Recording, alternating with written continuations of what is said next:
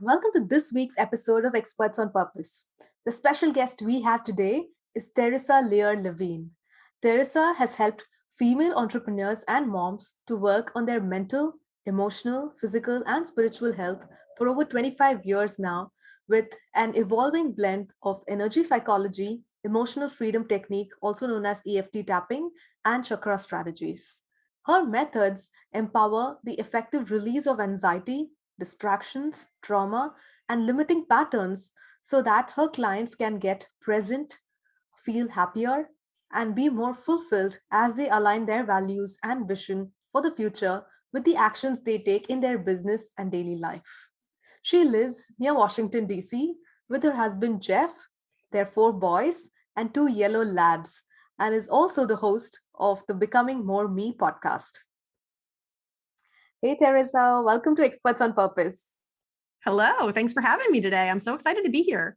Oh, me too. I'm just curious to know, Teresa, how did you discover that this is your calling? Like you help entrepreneurs with emotional freedom technique. So, how long back was when it all started? Well, I've been helping people in some way, shape, or form with their mind, body, or spirit for over 25 years. I'm going to date myself a little bit there. And I think it really just comes down to I've always really embraced personal and self-development. Reading, learning, acquiring knowledge was always something I enjoyed. But then when it came time to actually put a lot of it into use and action, I would get a bit hung up. I would know that I embraced an idea or a method or an understanding, but I couldn't bring it to fruition. So Right. that's when I really started looking for other modalities and other just ways of expanding my consciousness that would allow me to break through whatever it was that was blocking my ability to manifest things, create things, do things, whatever. Mm-hmm. So it didn't start with EFT. I spent a lot of time working on my physical health and things. Okay. I had some car accidents when I was younger that had Mm-hmm. really set me back physically and mentally, more so even, just really kind of got in my own headspace about my recovery. And then I spent a lot of time with meditation Mm-hmm. and visualization.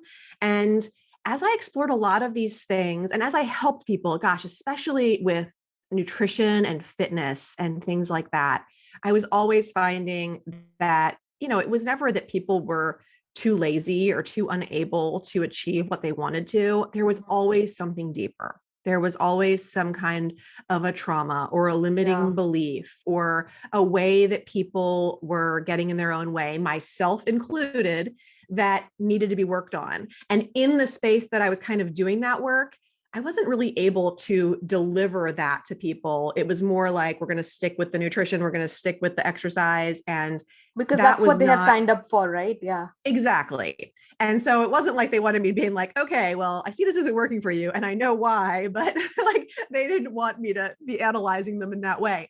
But I knew that that's where their results were. And I knew that there were plenty of people out there that did want to go deeper. And I certainly wanted to go deeper. So Mm-hmm. as I explored other things, EFT, emotional freedom techniques, have been around since like the mid 90s. And they're based in things that have been around for thousands of years and mixed with modern psychology and other stuff. But I kept thinking that it didn't apply to me, that this wasn't actually the thing that was going to help me or the people that I worked with, because I kept seeing it used in specific frameworks, like for a war veteran that had just come back from, being somewhere awful and going through horrendous experiences, or Olympic athletes or NFL players, or these people that were aspiring to use it to beat their personal best and to become better versions of themselves.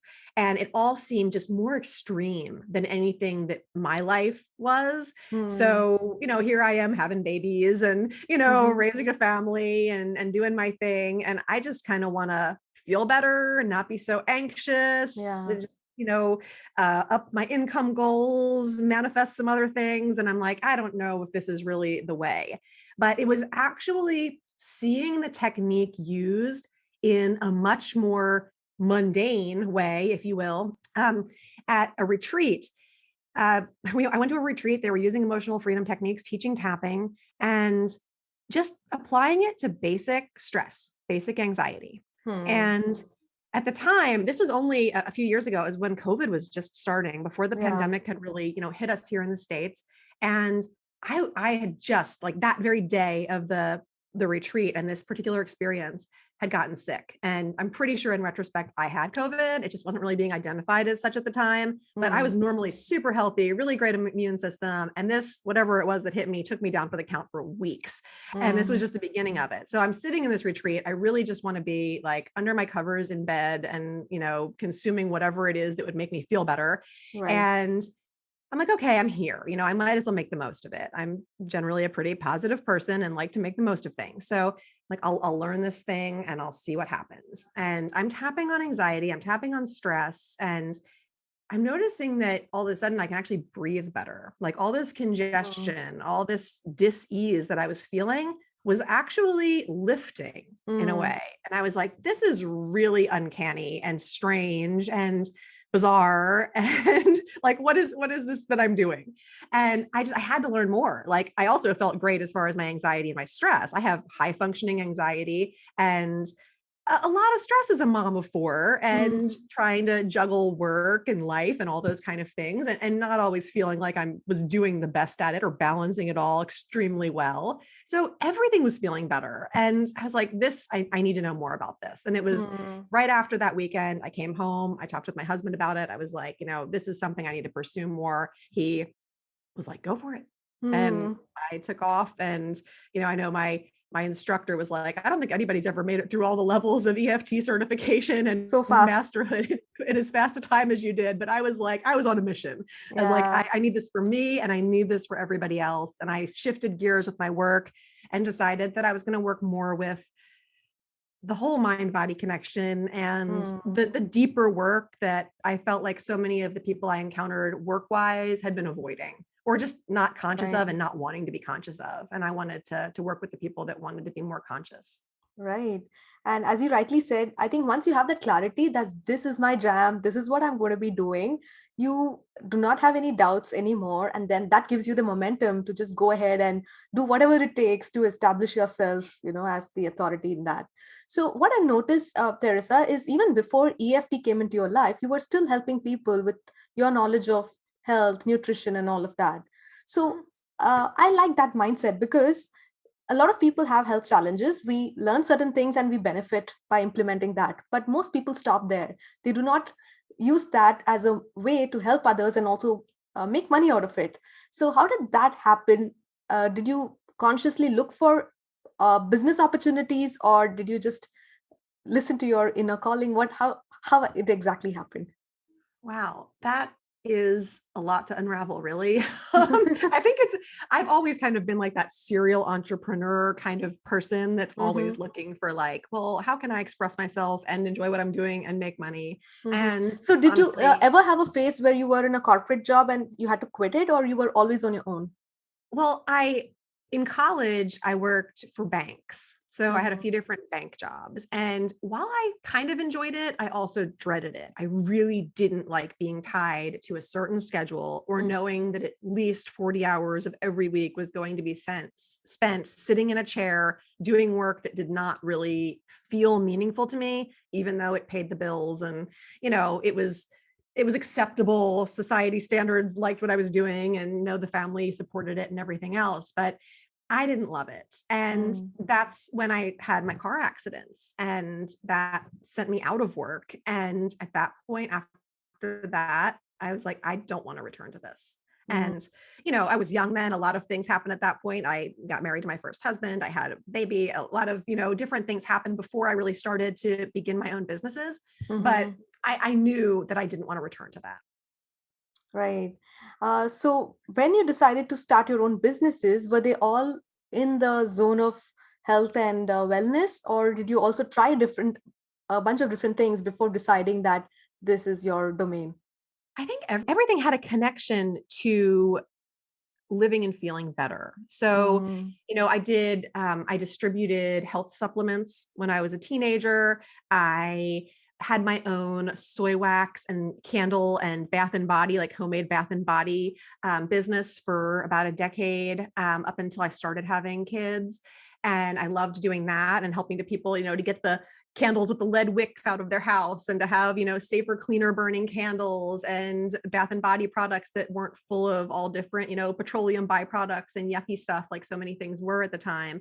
And it was just, me learning and Mm, growing as I did it. And then, getting into more targeted exercise and better nutrition after I started having kids, when my body started to change and it became a little harder to maintain the weight and things that I felt I wanted at the time, mm, and to kind of bounce back and to have a tribe of people to do that with and to help lift up to do the same thing. It just made sense. Every iteration of what I've done has just made sense for the time that I was in and what I was going through and my own level of consciousness at the time. And I mm. can't even imagine what I'll be doing in 5 or 10 years. Like it excites me to know, because I know there's always more out there and always more Yeah. ways that we get to learn and grow and deepen the meaning behind what we're doing.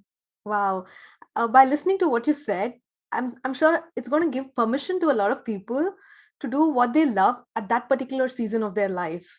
Because a lot of times we are told, you go to college, you get a degree, and then you take up a job that's related to it, and for the next 40 years you do the same thing. And that's Yeah. called, a successful life. But then you have experimented with so many things, and you didn't go looking for business opportunities at some networking event. You just did something to improve your life at that point of time, and then you started sharing it with others. And now when somebody listens to this, they may think you're doing so many different things, but they all have this central theme of just making yourself feel better, right? I Yeah. think that makes a lot of sense. And now coming back to what you do right now, when you attended this program, you knew EFT had so much potential, it made you feel good.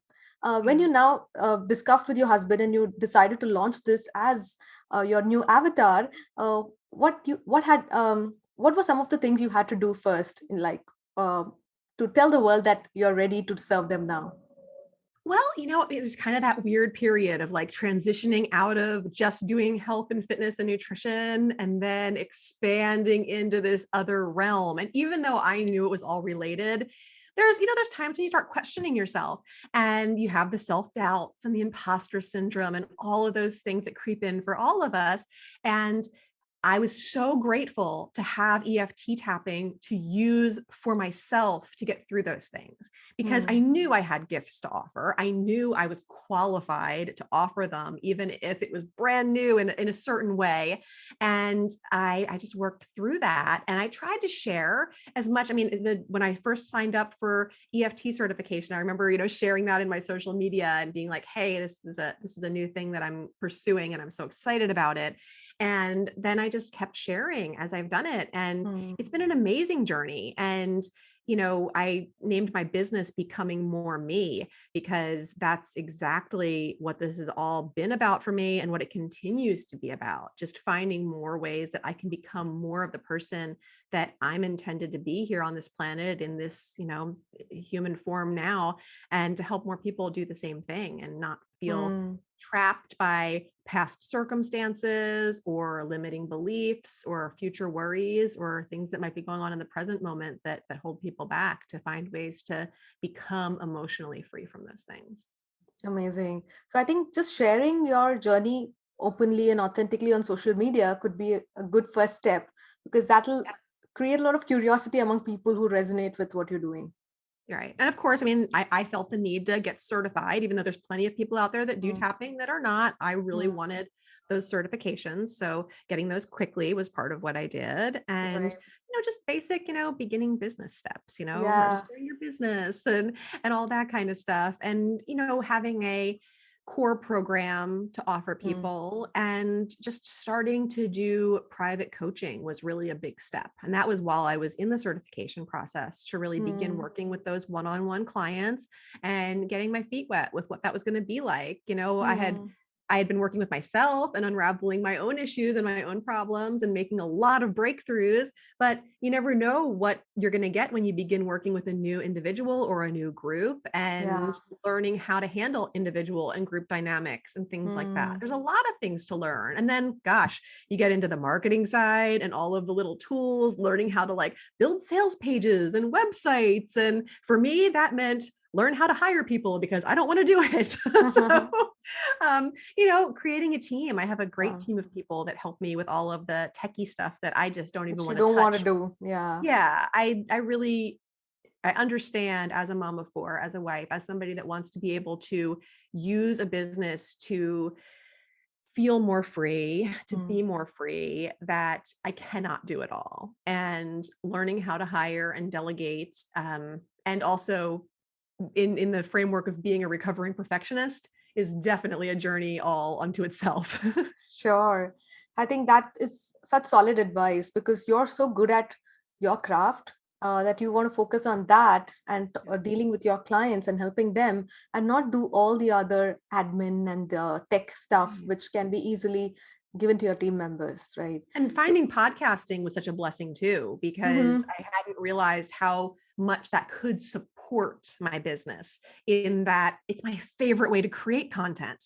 I take my interviews and Mm. I use the videos to create social media content. They get transcribed into blogs. They Right. become all sorts of different content that can be repurposed and reused. And Mm. I just hand it off. So I love that I get to just show up either for my own podcast, Becoming More Me, or for other people's shows like yours, Yeah. and just create and share and be able to reuse this time that we're spending together to Mm. continue supporting the messages that I want to get out there, even after we are done recording. Uh, so Teresa, I just had this one question about your website. Your business is registered as Becoming More Me. So why not becomingmoreme.com or something like that? Why do you have the website in your name? I actually have both websites. So I Oh, have cool, cool. teresalearlevine.com. Becomingmoreme.com is specifically for my podcast. Ah, So okay. I have both. And, I have had a lot of different websites that I've registered over the years that I've used to purpose for different things. Yeah. And, but yeah, I think at some point that was the advice, was to, because I wasn't sure what the name of my business was going to be. And I wasn't Mhm. sure what I was going to be doing. So I've had the teresalearlevine.com address since before I was doing EFT as my business. And Mm. I was just able to repurpose it. So maybe if people Yeah, knew me from my health, fitness, and nutrition days more so, they're we still can still finding me finding now by you. going to my name. So Mm. no matter what I do with my business or how it might change or be renamed or what have you, my name, I hope, is not likely to change. Yeah, and especially because you know that, in a few years you may do this in a different way. It's better to just have it in your name. That makes total sense, That right? was that was my logic, at least. Yeah. So I So know the I advice can change from time to time, but that's what I was going with. Sure. So I talk to a lot of energy healers, Teresa, mainly because my husband is also into energy and different modalities of healing. So one thing I notice is when people learn something new, they have the intention to use that particular modality to help others. But then there is this thought that comes up in their mind that why would somebody come to me when they can directly go to that particular institute and learn it themselves? Or how do I now create my unique system? Because will I not be copying half of the stuff from whom I learned it from? So, did you ever battle with these thoughts and how did you overcome that? Sure, I think everyone does. And honestly, I can't think of anything that's really even new on the planet. So everything is being Yeah. recycled or repurposed or reiterated in some, maybe it's new to Hmm. you, but the way that I am going to teach somebody or work with a client using EFT and all the other modalities, because I love chakra work and I love, energy healing, and I love visualizations and affirmations and meditation. I mix it all together. It's my whole little strategic soup that I use with people. It's going to be different than even the people who I might have learned it from or Hmm. really look up to, different people that I've not copied, but have liked the way that they've done things and taken Yeah. on certain attributes of that in my work. So I mean, I think it's an honor to those people who have put things out there that are worth mimicking. Yeah. And, it's I know that it's my own creation in some way, but also that nothing is really original anyway. So Yeah. if my energy aligns with somebody more than somebody else that's teaching or coaching in similar modalities, then let's work together kind of thing, And if not, there's other people out there that are doing similar things, but definitely Yeah, not exactly what I'm doing. And they're there to serve also. So I sure. know that there's plenty of people in this crazy big world, and that I have found a lot that I really align with. And I love working with people when we align. And Mm, I'm not going to be for everybody, is what it comes yeah. down to. I think that's such a good way to look at it. And you talked about alignment, right? So I think, Theresa, from looking at all the things that you do, that your soul clients are probably uh, moms who are also entrepreneurs. Correct me Yeah, if I'm wrong. no, So, definitely. yeah. So, how do people realize um, that they probably need EFT to have a more aligned and balanced life? Are there some symptoms that people should watch out for that tells them that they need your help? Well, yeah, that's a great question. And I would say that if you are in a job currently, because I also get a lot of women who are not yet in the entrepreneur role but want to be. A lot of women Mm, who are in corporate or yeah. just, or even government jobs and things, and they don't love it. They know they've got this inner fire to do something Mm, different or something that's more their own, and they're not doing it yet. So that's kind of a red flag if you're feeling called to do something else, but maybe feeling too full of self-doubt or too tied to what you're doing because of perhaps the mm, benefits or the current pay or whatever, and you need help kind of making that move. That can be a definite sign. And okay. if you feel out of balance, I think balance is in a lot of ways very mythical, in that, a lot of women will feel like, oh, the work-life balance, it's never quite right. But I mean, like, who told us it was supposed to be balanced in the first place? Like, Yeah, there's a lot of myths to get through there. But at the end of a certain period of time, there should be a certain balance that you're able to yeah. create. And if you feel like that's not happening, or you feel like maybe you're blocking things, I know a lot of women will get really into doing their work, and almost it's like they're avoiding their family or their spouse, or the other happens where they're like, oh, I can't possibly, do that next Mm, thing, write that next book, do whatever, because my family needs me.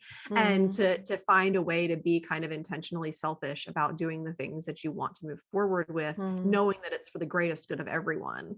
So, but that balance can be hard to find and hard yeah. to, figure out on your own. So if you feel like things just aren't quite right, you don't have a good Mm, feeling in your gut about the way that things are going, it's a great time to start mm, examining what might be standing in your way with that and doing some work with this. sure. And if they speak to you and they decide to work with you, how long is the duration of your programs? That really depends on what we're working on, Mm-hmm. but my core program that I do with one-on-one coaching it's a 10-week program.